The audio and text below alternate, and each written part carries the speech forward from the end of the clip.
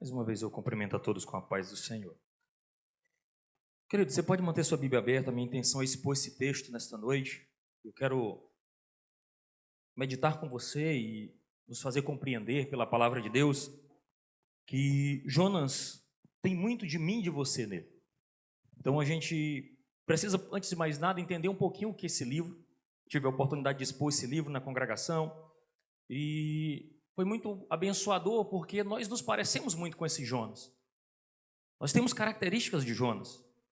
E antes de eu entrar particularmente nessa figura bíblica, nesse personagem bíblico que tem muito a nos instruir, eu quero falar um pouco sobre o livro, né? Porque esse livro, para que você entenda, nós estamos num culto de ensino, e é importante que eu faça essa reflexão aqui, é um livro que está encaixado dentro daquilo que a gente chama de livros proféticos. Para que você entenda sobre a divisão da Bíblia, a gente fala sobre os 5 primeiros livros, Torá, ou Pentateuco, depois a gente entra numa série de livros históricos, depois os livros poéticos e então os livros proféticos. Dentro dos livros proféticos que inicia ali com Isaías, vai até Malaquias, a gente tem os profetas maiores e os menores. Não por importância, mas por conteúdo mesmo, o tamanho de livro. E Jonas está situado dentro daquilo que a gente chama de profetas menores, os profetas menores. E esse livro, ele é muito importante porque é como se ele fosse uma autobiografia. Então Jonas, ele profeta, escreve o próprio livro. Então a gente não tem dúvida acerca da autoria desse livro. Isso é importante porque, para que você compreenda, muitas vezes quando a gente vai contar a nossa história, a gente tende a dar uma modificada, uma exaltação de si mesmo. Muitas vezes a gente tira as partes mais complicadas e faz referência às partes mais elaboradas. E Jonas não, ele fez questão de colocar aqui seus erros, seus pecados, suas falhas, E é por isso que eu acredito muito na palavra do Senhor, um livro bíblico. Porque se a Bíblia fosse só uma invenção de homens, muito provavelmente os autores teriam retirado aquilo que incomoda, Um profeta que é teimoso, um profeta relutante, um profeta que deu trabalho para Deus, um profeta que duvidou do chamado. Então, muito provavelmente, isso não estaria registrado nas páginas da Escritura. Mas está exatamente para mostrar para mim e para você que são pessoas como eu e você, falhos, relutantes quanto ao chamado de Deus. E aqui talvez o ápice desse livro, se a gente fosse até dar um título melhor para esse livro, a gente diria que um profeta relutante, teimoso. Em contrapartida, do outro lado, nós temos um Deus decidido, um Deus resoluto, a ponto de capturar, de puxar e de atrair. Muitas vezes nós estamos desse modo, Deus nos atraindo, Deus nos puxando, Deus nos resgatando da nossa maneira distante de viver e nos atraindo para a sua presença. Então, esse livro é um livro importante para nós, indispensável para nós como cristão, pelo menos por 3 razões. A primeira dela é que é um livro autobiográfico. Então ele revela a confusão do coração de Jonas. Revela os seus medos, suas motivações, suas oscilações de humor, nada mais parecido do que as nossas reações. Que tem vezes que estamos decididos, Senhor, é agora, eu estou contigo, não abro, pode vir o que vier. Outros dias a gente acorda, talvez um vento sopra, a gente já quer desistir da fé, abandonar o chamado de Deus, abandonar aquilo que nos foi confiado. Então nós somos parecidos com Jonas nesse aspecto. Mas o segundo motivo é que Jonas é um livro teocêntrico. Ou seja, Jonas não escreve sobre ele mesmo, mas ele escreve sobre um Deus. Aqui o ápice do livro não é o grande peixe, não é o grande profeta, não é a grande cidade de Nínive, é um grande Deus que trabalha para o seu nome ser glorificado. É um Deus que olha para uma cidade pecadora, pronta para ser destruída, mas resolve agir misericordiosamente. E ele faz isso comigo e com você também. Ele age com sua misericórdia e nos alcança por seu amor. E, por último, Jonas é um livro missional, é um livro missionário, porque é um texto que envolve um chamamento, um comissionamento do cristão. É um chamado para que a gente deixe toda a resistência, toda a desobediência e sigamos para aquilo que é comum a todo cristão, que é o grande comissionamento, ou seja, eu e você fomos comissionados. E ser comissionados é dar uma missão junta, comissionar, é dar uma missão como a de Deus também. E qual é a missão de Deus? que Deus deseja deste mundo? Salmo 46, aquietai-vos e sabei que o Senhor é Deus, Ele será exaltado entre as nações, ou seja, Deus será conhecido nessa terra, Ele será exaltado, todo joelho vai se dobrar, toda língua vai confessar. E qual é o nosso papel nisso? Reclamar, cruzar os braços, colocar dificuldade? Não, nós fomos chamados para fazer parte desta missão de glorificar o nome de Deus, viver para a glória de Deus. Então, antes de mais nada, o crente vive para glorificar o seu Deus. Amém? Se a gente fosse dar aqui um voo panorâmico, dar uma olhada assim por alto, o que seria o livro de Jonas, eu diria, de modo fácil, foi desse modo que eu expus na congregação. O primeiro capítulo eu diria que nós temos aqui Jonas correndo de Deus. Jonas agora corre da presença do Senhor. No capítulo 2, nós vemos Jonas correndo para Deus. Agora Jonas já não está fugindo de Deus, ele está agora se lançando para diante da presença do Senhor.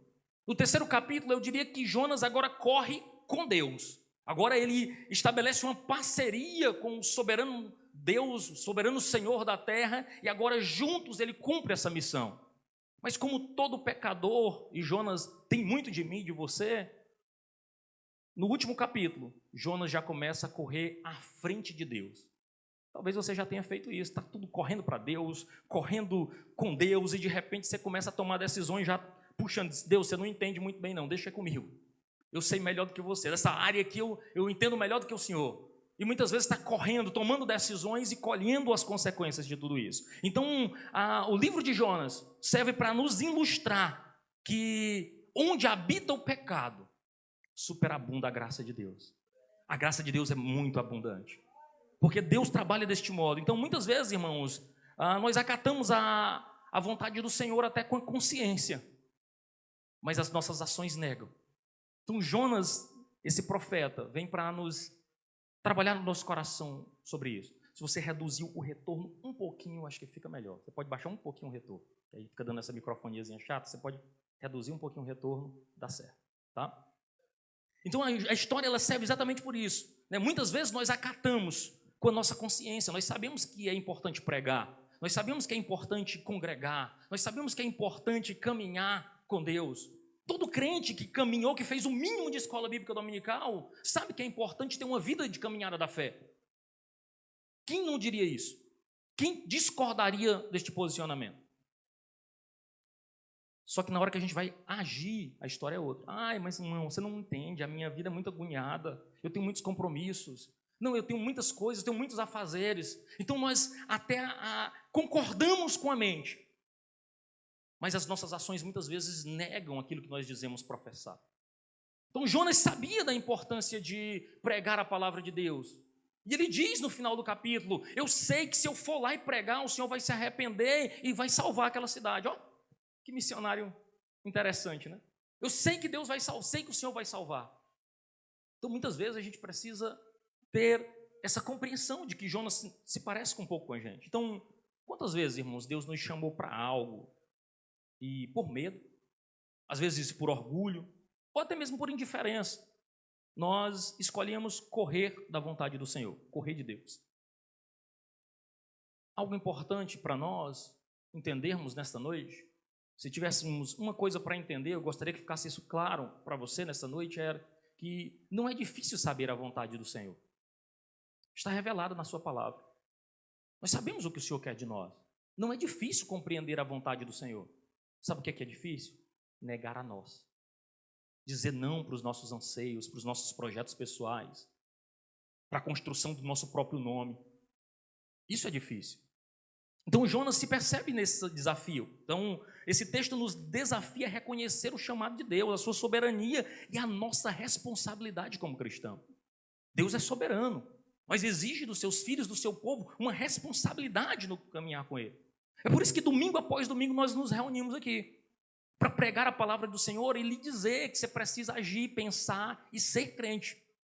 E quem sabe você sai aqui nos domingos animado, dizendo, pois é mesmo, eu preciso ser crente mesmo, eu preciso fazer a obra de Deus, eu preciso mesmo de uma caminhada de fé firme. Aí da segunda-feira, na terça, na quarta-feira, você parece que já esqueceu tudo.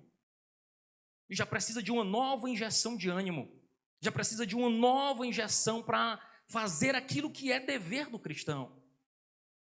Então nós precisamos, irmãos, acordar para esta realidade. Porque muitas vezes nós temos vivido de festividades e a gente diz, não, essa é a festa decisiva. Esta é o tema decisivo. Não, com esse tema agora a igreja acorda. E muitos pastores, nós como os pastores, até muito bem intencionados, dizendo, agora sim, se a gente trouxer um pregador que fale mesmo e fale ao coração do povo, o povo vai se animar e vai ser só glória. E o povo chora, o povo pula, e tem derramamento de poder, vida se rende a Jesus. Quando dá na terça-feira, o povo parece que já esqueceu de tudo. E a chave deste culto aqui, para que você entenda, é que nós precisamos ser firmes e constantes, sempre abundantes na obra do Senhor. E o principal desafio é que a gente sempre espera uma palavra de um ou de outro, o missionário certo, o pastor certo, alguém que vai impor a mão na nossa cabeça e tudo vai mudar. Deixa eu te dizer, não vai ser assim.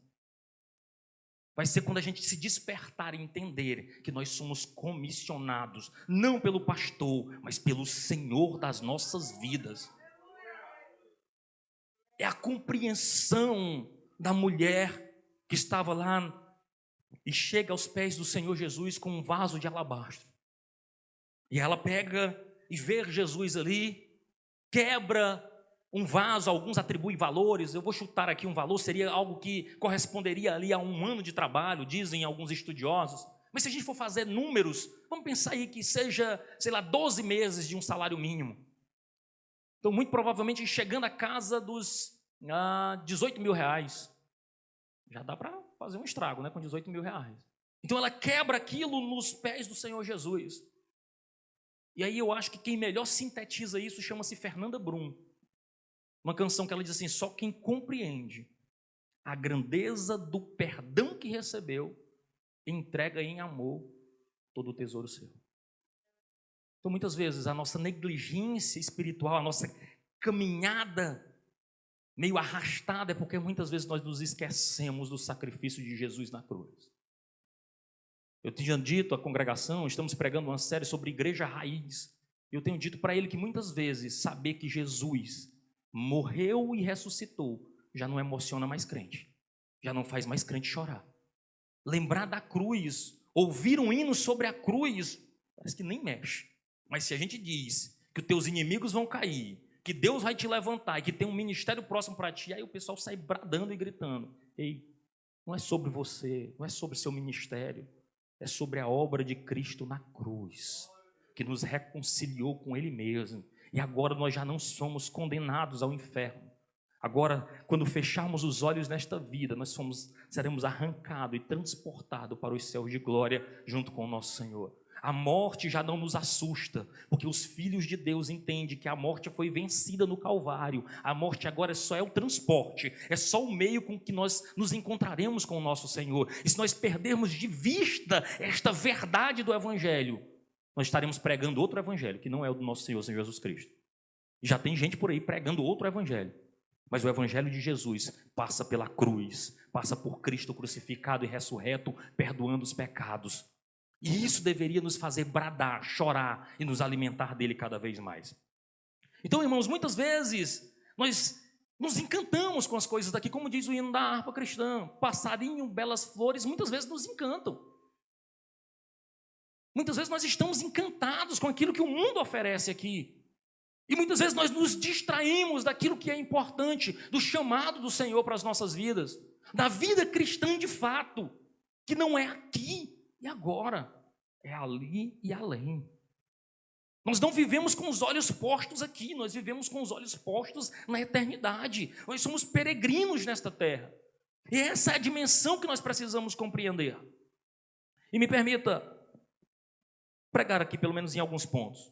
Primeiro, o chamado de Deus é claro, Jonas 1 e 2. O que ele diz? Levanta-te, vai à grande cidade de Nínive e clama contra ela, porque a sua malícia subiu até a minha presença.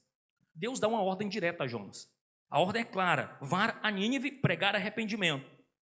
Muitas vezes nós olhamos e pensamos, diante do pecado da humanidade, diante de celebrações como o carnaval que aconteceu nesta semana, nós dizemos assim, o Deus que nós servimos está inerte, está parado. Está como a imagem do Cristo Redentor, com os braços estendidos ali no Rio de Janeiro, mas sem poder fazer nada, impotente, diante do pecado que acontece debaixo dos seus braços abertos. E muitas vezes nós temos essa associação pensando que o nosso Deus está parado. Não, não, não, não, não. Deus está agindo. Deus tem levantado um povo. Deus tem reunido a igreja domingo após domingo, pregando a verdade do Evangelho. O mundo não será pego de surpresa no sentido de que nunca tenha ouvido uma mensagem de arrependimento. Pelo contrário, tem um povo pregando as boas novas de salvação. Existe um povo, um remanescente fiel, pregando as verdades do Evangelho. Deus tem levantado a sua igreja, porque o pecado tem chegado até diante do Senhor, mas Ele levantou profetas, igrejas, pregadores, para domingo após domingo apresentar um caminho excelente, um estilo de vida melhor do que viver para si mesmo. Viver para a glória de Deus. Essa é a mensagem da salvação. Não viva para você mesmo, viva para a glória de Deus. E eu e você, como membros desta comunidade de fé, somos chamados para quê? Para ser luz, irmãos. Para fazer a diferença na nossa comunidade. Nós não podemos ignorar, achando que não, é o pastor Mota que cuida dessa parte aí, deixa com ele. Não, você foi chamado. O chamado é pessoal e intransferível. Você é chamado. Uma vez que você escuta uma palavra, eu tenho dito isto muito, que eu não me impressiono com a igreja de domingo.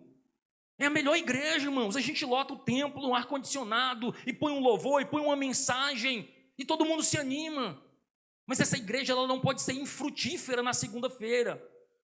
Ela precisa acordar. E acordar impactada com a mensagem que ouviu no domingo. E testemunhar na segunda. Eu tenho dito na congregação, eu estou enviando vocês amanhã, segunda-feira, como missionários para esta cidade, para esta geração. Esse é o sentimento que nós precisamos ter. Nós somos equipados para levar a mensagem de salvação, como diz Filipenses 2,15, resplandecendo como astros no mundo. Não um astro artístico, o meu ministério, meu isso, meu aquilo outro, mas alguém que cumpre os desígnios de Deus, uma testemunha de que Jesus fez uma obra profunda na sua vida. E você vai poder testemunhar, louvado seja o nome do Senhor. Para que a gente reflita, você tem escutado o chamado de Deus? Você tem corrido de Deus? Ainda arde um chamado nesse coração? Como é que você tem levado a sua vida cristã? De qualquer maneira, fugindo, se escondendo? Queridos, nós precisamos estar atentos à urgência do chamado de Deus. Deus vem buscar um povo zeloso e de boas obras. Eu lamento lhe dizer, irmãos, mas eu dizia esses dias, pregando sobre esse tema, Igreja Raiz, eu digo, olha, me impressiona. E aí, coincidentemente, encontrei até na internet uma fala do pastor Russell Shedd, acho que comenta a Bíblia do pastor, não sei se o pastor ainda usa a Bíblia Shedd, mas ele dizia assim, há uma grande diferença. Nós temos um grupo chamado de evangélicos não praticantes. Eles vão à igreja, pelo menos uma vez, no domingo à noite, eles participam de uma comunidade de fé, eles estão num grupo de WhatsApp da igreja. Eles levam uma vida que se parece com vida de crente, pelo menos nos domingos à noite, mas no resto da semana eles não estão nem aí para viver uma vida de acordo com o Evangelho. O Evangelho não os afeta. O Evangelho não transforma o caráter, a vida, a alma. Agem de qualquer modo. Nós não fomos chamados para isso, nós fomos chamados para sermos diferentes. Correr de Deus, irmãos, traz consequências, veja só. Se não vejamos Jonas aqui, mas Jonas, verso 3, fugiu da presença do Senhor, dirigindo-se para Tarsis, desceu à cidade de Jope, andou e encontrou um navio que estava destinado àquele porto. Depois de pagar a passagem, embarcou para Tarsis para fugir do Senhor. Se você ler na versão ARA, que é a Almeida, revista e atualizada, você vai lidar com os verbos muito claros. Perceba, desceu para Jope. Olha o declínio de Jonas. Desceu para Jope, desce para uma cidade de costa ali. Desceu ao navio, desceu ao porão. E a trajetória de descida de Jonas não acaba. Ele desce ao ventre do peixe. E depois ele desce ao profundo do abismo dos mares. Querido, quem corre de Deus, abandona as aspirações celestiais. Quem vive fugindo de Deus já não pensa em céu, não. Já não pensa em eternidade, não. Quem corre de Deus morre de medo da morte. Porque teme sobre, se eu morrer, eu vou para onde? Ainda eu tenho tanta coisa para acertar com Deus. Ei, queridos, quem confia em Deus precisa saber. E eu até compartilhei com os irmãos esses dias uma crônica do pastor Leandro Peixoto citando John Piper. John Piper chega em casa, a mulher vai comunicá-lo, dizendo assim, meu filho, quase que um carro pega minhas crianças aqui. Ó. Os 2 meninos, tirou um fino neles. E passado o susto, John Piper para e reflete, digo, passado aquele susto, ele foi refletir, disse, será que esses meninos são crentes? Porque viver é arriscado. A qualquer momento nós podemos ser tomados por uma doença, por uma morte repentina. Será que a gente é crente mesmo? Será que os nossos filhos temem o Senhor mesmo? Será que esses meninos estão com um nome escrito no livro da vida? Eles entendem o que é salvação? Porque se partir é triste, mas mais triste é se partir sem o Senhor. Mais triste é partir sem ter um relacionamento profundo com Deus. Então, antes de mais nada, até mesmo antes de ganhar o mundo, será que nós temos ganhado o coração dos nossos filhos para Deus? É claro que, como pais, nós somos limitados. Eu não posso gerar fé no coração do meu filho, mas eu tenho uma receita. A fé vem pelo ouvir. E ouvir o quê? A palavra de Deus. Então, eu não posso gerar fé, mas eu posso pregar a palavra até dizer chega. Eu posso saturar essa criança da palavra de Deus. Eu posso criar oportunidades para que ele entre em contato com a palavra de Deus. Se não creu, aí já é com ele Deus. Mas ele foi saturado, ele foi exposto ao evangelho genuíno do nosso Senhor Jesus Cristo. Então quem corre de Deus, irmãos, perde o desejo pelo céu. Já não falar de céu já não faz mais diferença nenhuma. E nós precisamos entender isso, irmão, que uma fuga de Deus custa caro. Primeira coisa, Jonas teve que pagar uma passagem. Pecar, irmãos, custa caro. E a maioria nem reclama. É mais fácil reclamar de recurso para dizer, já retiro de novo. A contribuição de novo, Jesus. Tanta contribuição nessa igreja, Jesus. Mas para pecar, irmãos, custa caro. Qualquer coisinha que você vai fazer ali custa caro. E o povo não reclama. O que a gente precisa entender é que Jonas teve que pagar uma passagem. E além de pagar o preço, ainda colheu prejuízos para si e para os outros. Porque os nossos pecados, muitas vezes, ou a maioria das vezes, não nos afeta apenas a nós, mas afeta a nossa família, afeta aqueles que estão no nosso entorno. O que esses marinheiros tinham? Nada a ver com os pecados de Jonas, nada a ver com a desobediência de Jonas, mas pagaram um alto preço por causa da desobediência deste rapaz. Então a desobediência resulta em uma tempestade que ameaça a vida de todos naquele barco. Então quem corre de Deus, irmãos, deixa para trás suas obrigações. Diante de uma tempestade, irmãos, diante de um problema, o crente deve ser o primeiro a propor uma solução. Se ele não pode solucionar fisicamente, pelo menos a oração ele tem que oferecer. E quando a gente está fugindo de Deus, nem coragem de orar pela gente, a gente tem, quanto mais pelos outros. Então a gente precisa aprender com Jonas aqui. Fugiu de Deus, deixou para trás as obrigações. Quais? Ele não levou uma palavra de conforto. O mundo desabando. O navio sendo prestes a ser estraçalhado. Aí note a diferença entre ele e Paulo. Lá quando Paulo está lá submisso, correndo risco com Euroalquilão, lá o vendaval que assolou Paulo quando ele estava indo para Roma prisioneiro. Quando começa um negócio sério, ele chega e diz assim, Deus, o Espírito Santo já falou no meu coração. O navio vai quebrar, mas não vai perder nenhuma alma. O crente bom. Esses crentes dá gosto a gente andar com ele, porque está ouvindo Deus. Agora um crente que se chama de crente, no primeiro momento, a situação embaraçosa, sabe onde é que ele estava? No porão. Irmão, para ser crente desse jeito não é só ter um cartão de membro não, querido. Precisa ter ainda intimidade com Deus. Crente que não tem intimidade com Deus, não adianta, não serve ao propósito. A gente precisa acordar para isso. Então ele negligenciou as suas obrigações, o quê? Não levou uma palavra de conforto aos corações atormentados. Não intercedeu pela situação daquele povo. Não tinha nem como orar a Deus. E pior, não confessou seu pecado nem buscou solução. Aqui está Jonas, um crente que fugia da presença de Deus. Nossa geração, irmãos, é bem representada aqui pelo Jonas. Uma geração que na hora que se precisa mesmo, para valer, do crente, ela está escondida num porão, cuidando das suas próprias vidas, se preocupando com a própria existência, buscando os seus próprios interesses. Muitas vezes o vizinho do lado precisando de orientação da palavra de Deus.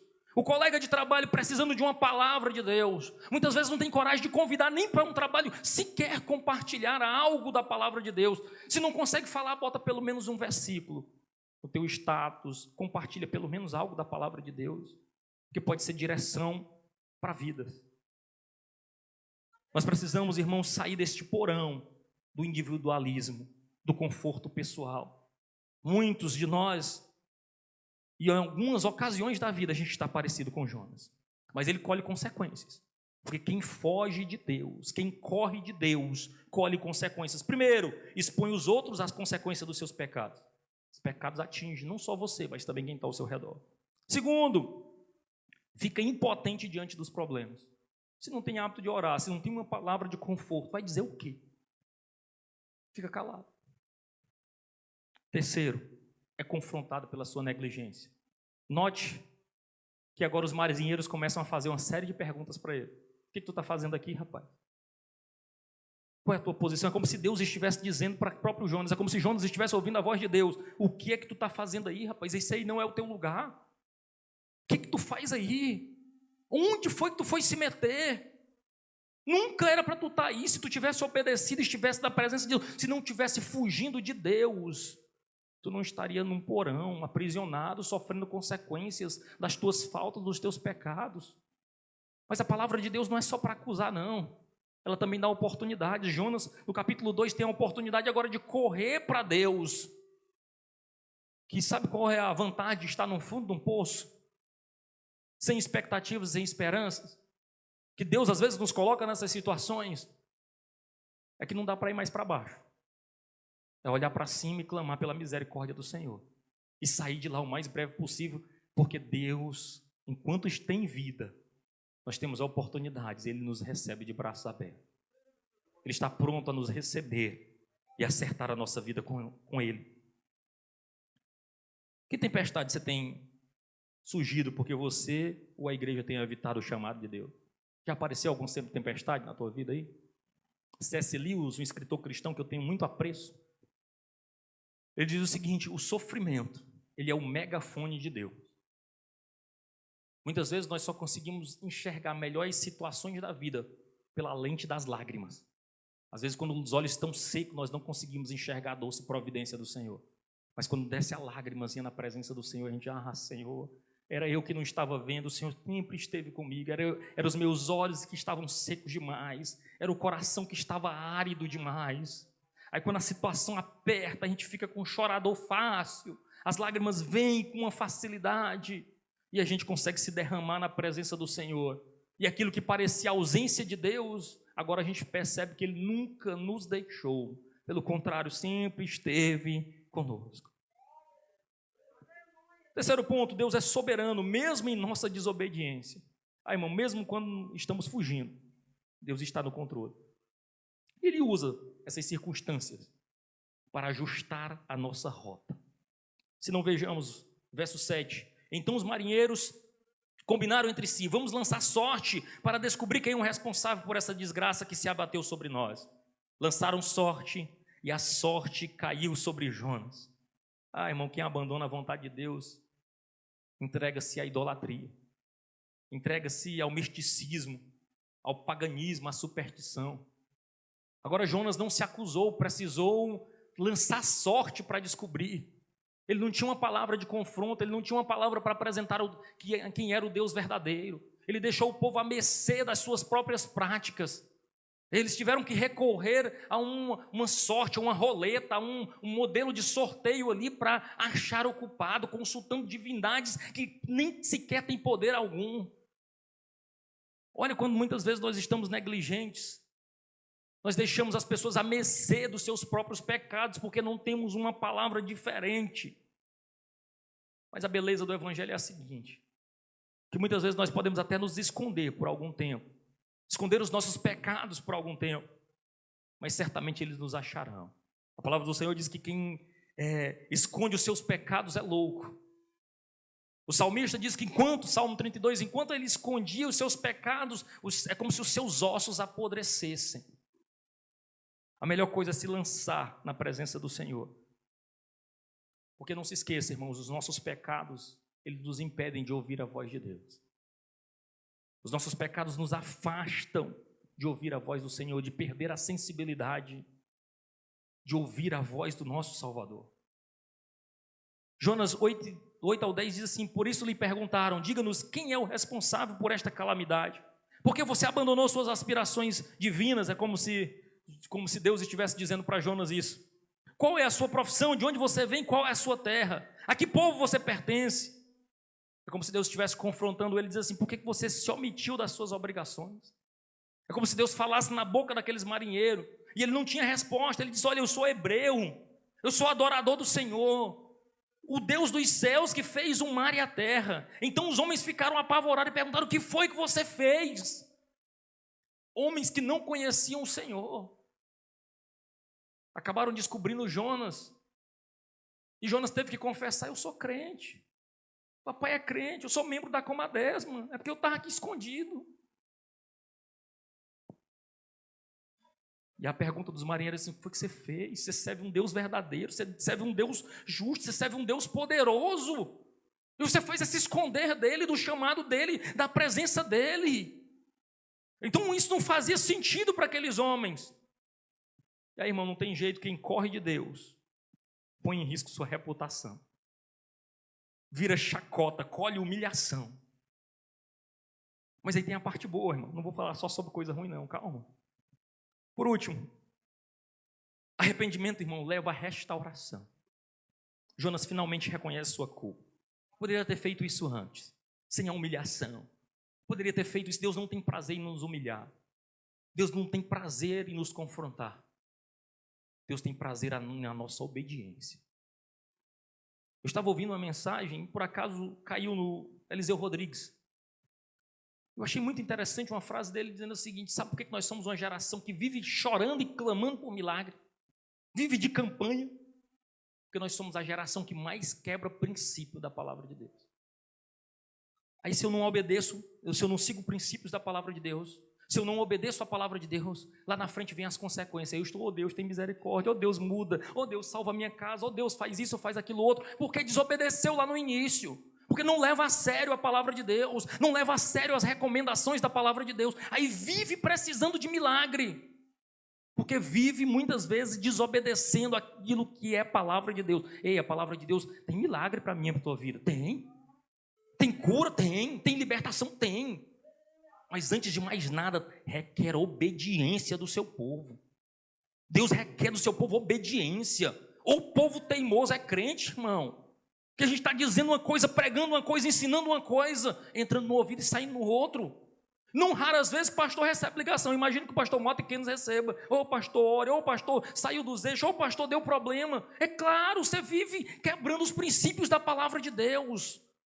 Irmãos, obedecer é melhor do que sacrificar. Nós somos chamados a ser um povo obediente. Eu costumo fazer a seguinte analogia: pense, você está dirigindo daqui para Teresina. Se você vai à noite e a pista não está sinalizada adequadamente, pense num negócio ruim.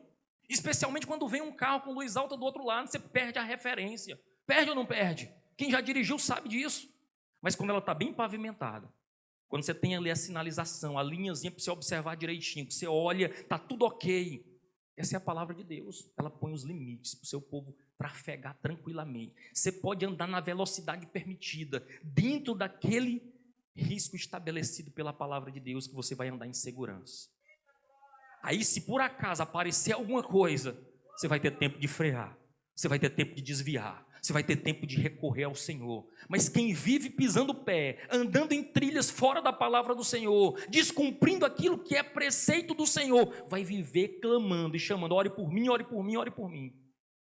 Nós precisamos, irmãos, ser uma geração que obedece à palavra de Deus. Ela é proteção para a tua vida, para a minha vida.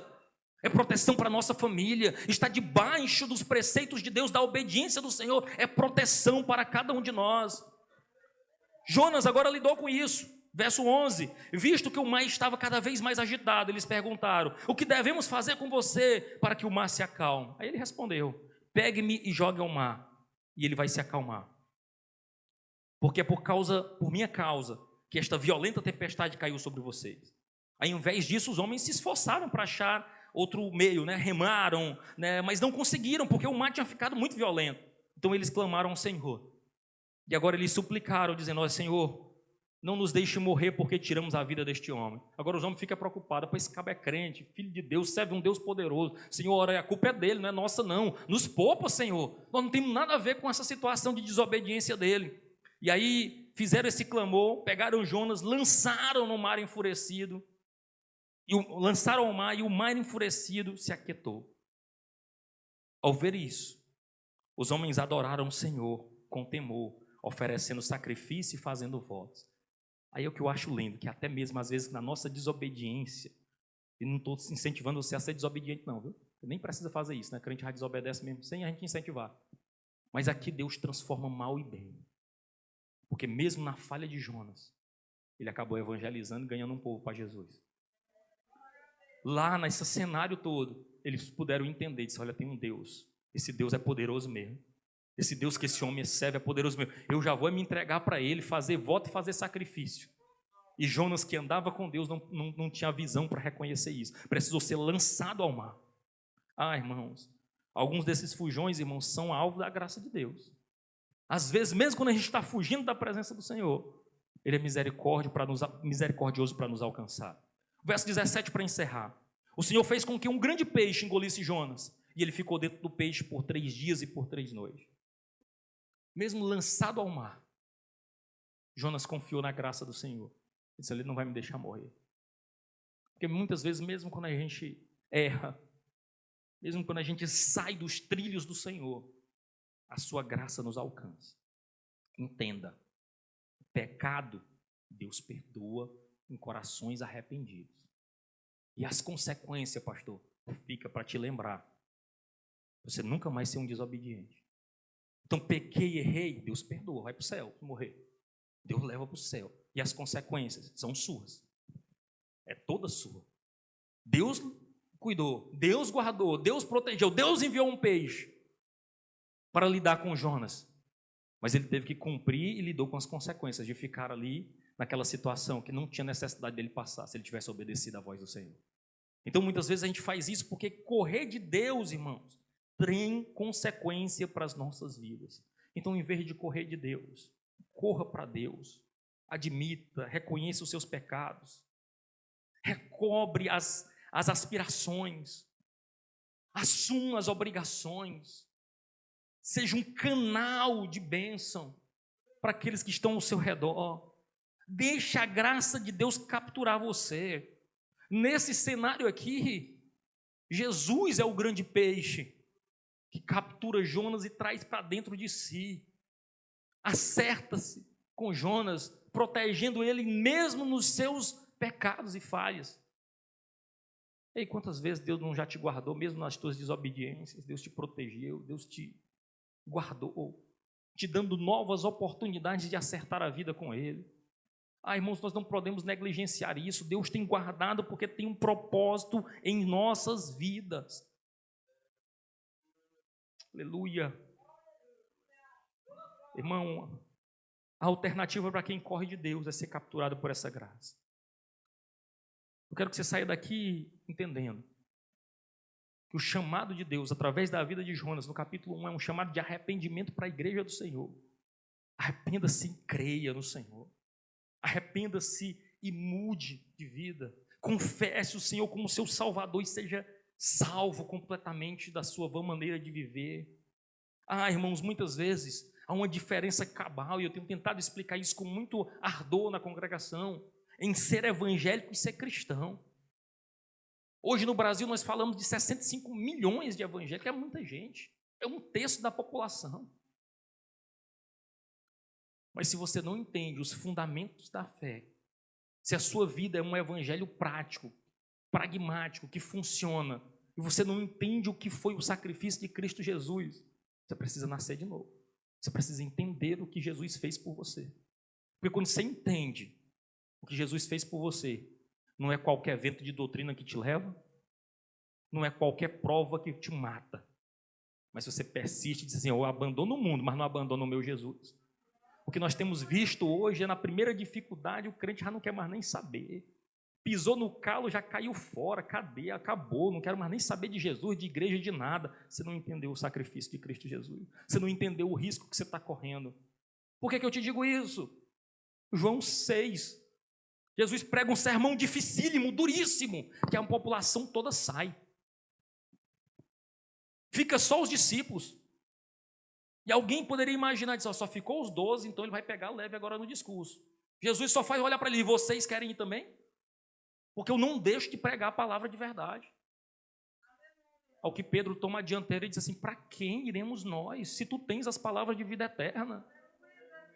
Você precisa entender, você não tem escapatória, é por Jesus. Sem Jesus você está perdido. Então não é sobre gostar e deixar de gostar, Ele é teu Salvador. A salvação da tua alma depende do teu relacionamento com o teu Salvador. Só Jesus, não é Maria, não é Pedro, não é Antônio, não é quem quer que seja. É o Jesus ressurreto, que foi à cruz, venceu a morte, venceu e pagou o preço pelos nossos pecados e nos redimiu para Ele mesmo. Louvado seja o nome do Senhor. Concluo dizendo o seguinte, Jonas 1 nos lembra que nós não podemos fugir de Deus. Ele nos chama para missões específicas, onde a nossa obediência é crucial. E como igreja, irmãos, nós precisamos fazer algumas reflexões. Nós estamos atendendo o chamado de Deus para impactar a nossa comunidade. A minha maior preocupação, irmão, é que a gente seja apenas uma igreja que consome o louvor, a pregação, a estrutura, os eventos. Nos tornemos consumidores como alguém que frequenta um clube social, que não tem mais algo para fazer, diz, no domingo eu não tenho nada para fazer, eu vou ali cumprir a minha tabela, está pago. Eu cumpri o meu compromisso social da semana. Nós não fomos chamados para isso, nós fomos comissionados para levar o nome do Senhor, para sermos relevantes, para testemunhar da obra que Jesus fez em nós. Mas Ele deseja fazer uma obra em nós e uma obra através de nós, por intermédio de cada um de nós. Não se engane. Ou você é um missionário ou você é um campo missionário. Ou você é alguém que anuncia o nome de Jesus, ou é alguém que precisa receber instrução para aceitar Jesus como seu único Salvador e suficiente Salvador. Nós temos fugido, irmãos, da nossa responsabilidade como discípulos. Como discípulo de Cristo Jesus, nós temos fugido, nós estamos ocupados demais para o chamamento do Mestre. Estamos fugindo daquilo que Ele tem feito e chamado para cada um de nós. Precisamos refletir sobre isso. O apelo final é o seguinte, não fuja como Jonas. Obedeça ao chamado de Deus hoje e veja como Ele pode transformar a sua vida e de outros por meio de você. Jonas nos inspira a isso, irmãos. E nos convida a não fugirmos de Deus, a não corrermos de Deus, mas corrermos para Deus e corrermos com Deus. Louvado seja o nome do Senhor, eu agradeço a oportunidade em nome de Jesus.